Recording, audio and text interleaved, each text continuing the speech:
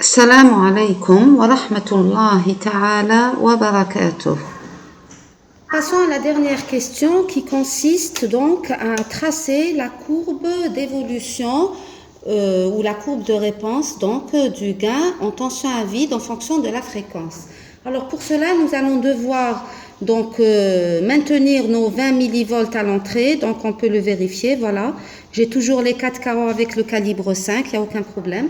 Et on va visualiser le signal en sortie, donc on va utiliser le canal 2, voilà. Et comme le signal est amplifié, on doit jouer sur les calibres pour bien le visualiser. Alors, on va commencer des plus basses, des fréquences les plus basses, et on va les augmenter. Alors, si je commence à 10 Hz, alors regardez, je n'observe rien du tout, donc probablement le signal est trop faible, donc j'essaye de jouer sur le calibre, mais ça a l'air d'être un bruit de fond. Alors là, c'est combien? C'est 220 millihertz. Regardez, il y a le M qui s'affiche, et donc c'est de très faible fréquence. Et donc là, je commence à entrer dans la gamme des hertz. Voilà. Et regardez.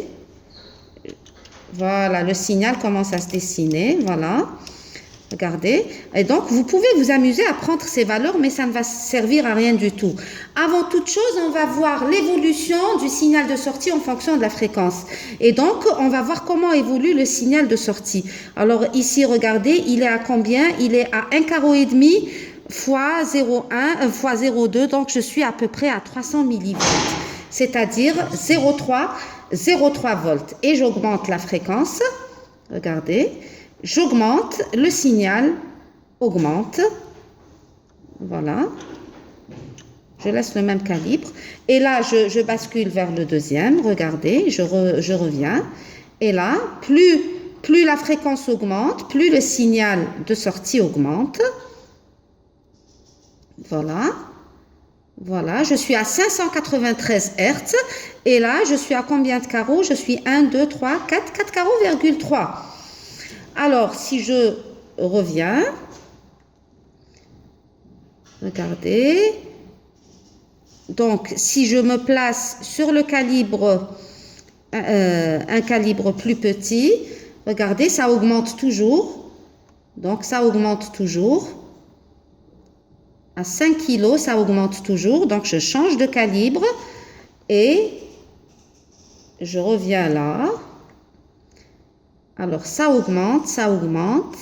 Là, je suis sur le calibre 1, regardez, et là, ça se stabilise. Et c'est pas un hasard, hein, en fait, hein, mais regardez, j'ai combien de carreaux? J'ai 1, 2, 3, 4 carreaux,4. Et c'est la valeur de VS0 qu'on avait mesuré tout à l'heure, ça correspondait à 4,4. Et à cette position, regardez, il reste stable pour toutes les fréquences. Regardez, 33, c'est 4,4. Ça se stabilise, ça se stabilise. Regardez, c'est toujours stable. Je passe à 100K. Regardez. C'est stable, c'est stable. Et là, ça commence à diminuer. À combien? Regardez. À peu près 174, 100, ça dépend des maquettes. Ça diminue et donc, vous allez avoir la deuxième partie de la courbe de réponse de votre ampli. Donc, c'est la coupure haute maintenant. Et ça diminue jusqu'à revenir à 0. Donc, l'allure que vous allez obtenir, donc, c'est une allure qui présente donc une coupure basse. Au début donc de votre comment dirais-je, de votre diagramme. Ensuite, ça se stabilise à la tension de sortie en fréquence intermédiaire ou moyenne. Donc, alors je vais vous donner l'ordre de grandeur. Alors, pour des fréquences, donc, ça se stabilise, ça commence à se stabiliser environ à 5 kg.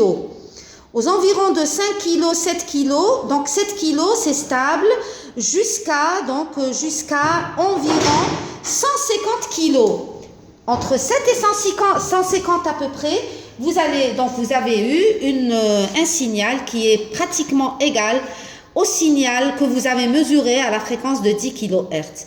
Et de part et d'autre, donc vous avez des coupures basses et hautes. Notre référence, ça sera donc l'amplitude du signal aux fréquences moyennes où il est stable.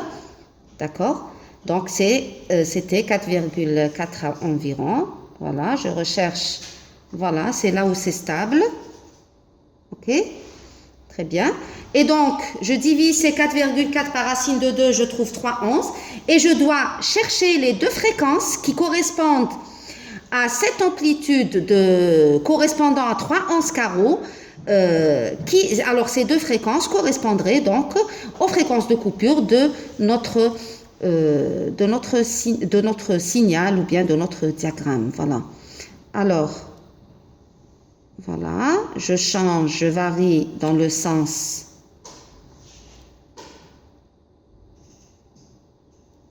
Et là, c'est 3,11 à peu près, donc c'est 3,22 kHz. Même chose du côté, donc, haute fréquence.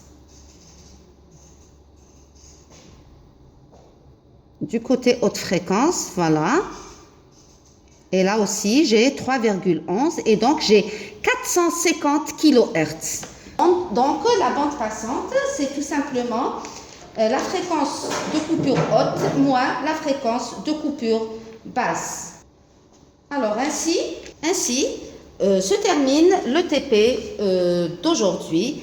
Et donc, on se reverra pour le prochain TP.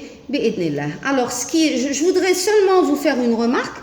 Et là, on refera peut-être une autre vidéo par rapport à l'émetteur commun en découplé, pour le cours cette fois-ci, et non pas pour le TP. Ici se termine notre TP et j'espère que cette présentation en vidéo vous servira pour optimiser votre séance en présentiel le jeudi.